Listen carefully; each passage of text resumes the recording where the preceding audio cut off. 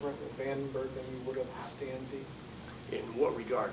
Oh, I guess maybe from a personality standpoint, or what they're. I don't realize it's a vague question, but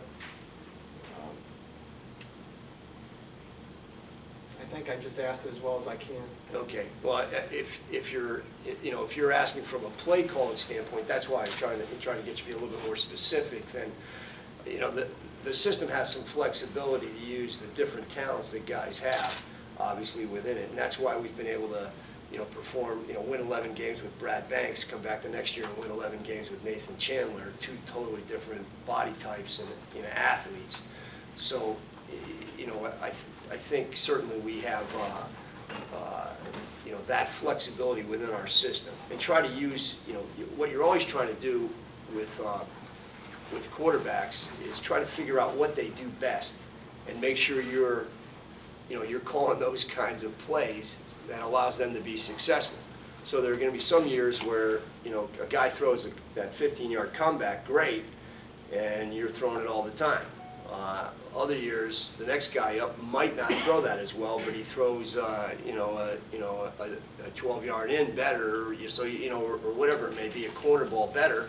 So you're trying to, get him in situations where he can throw, his best throws, and have a chance to do what he does best.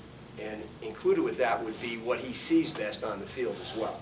And every guy's a little bit different how they see things, and everybody has, not everybody sees it the same way.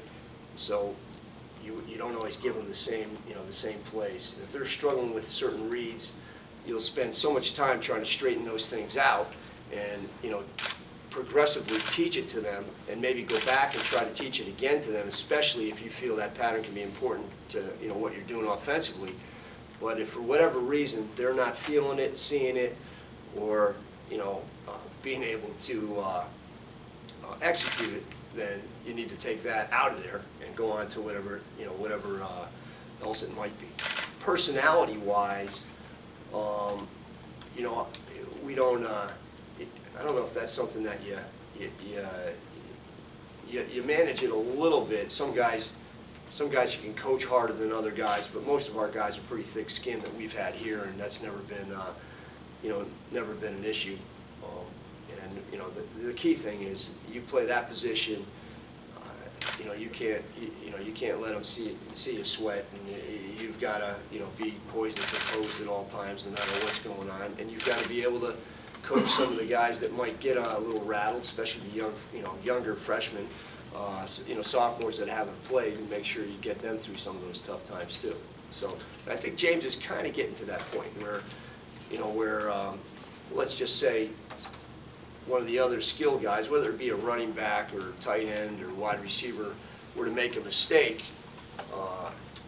more than once during the course of practice with the same play or in the same type of situation, well then, now the quarterback should be looking to say, hey, Mike, remember, this, you're going to run this route this way, or just say to him, there might be a code word we give them, that trigger word that we would tell the quarterback, or the quarterback could tell, that receiver or that running back, as we break the huddle, that would lock him in to doing it the way we want him to do it. But he has to know that, hey, this guy already made the mistake twice in this particular route. And we need to make sure that he takes the right split. It could be a split. It could have been even shallow. Whatever it may be, we'll try to give a trigger to help him remind the receiver or the back or whoever it may be of what's going on. James is now at the point where he can start to do those kinds of things as well, as opposed to just being up there trying to figure everything out for himself. Because ultimately, for a quarterback to be successful, he's got to be able to help the other guys around him. So I don't know if any of that answers any of that question that you started. More, actually. Okay.